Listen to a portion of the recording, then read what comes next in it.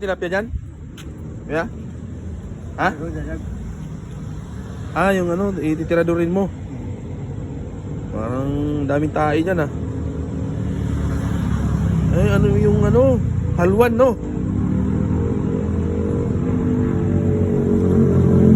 So yun mga dolls. Yan ang napamata.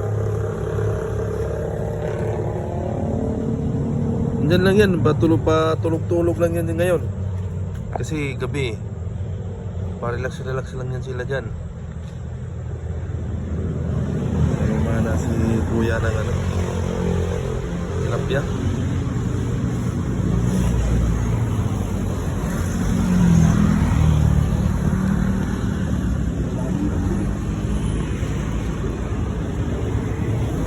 Wala nakita si kuya ng tilapia.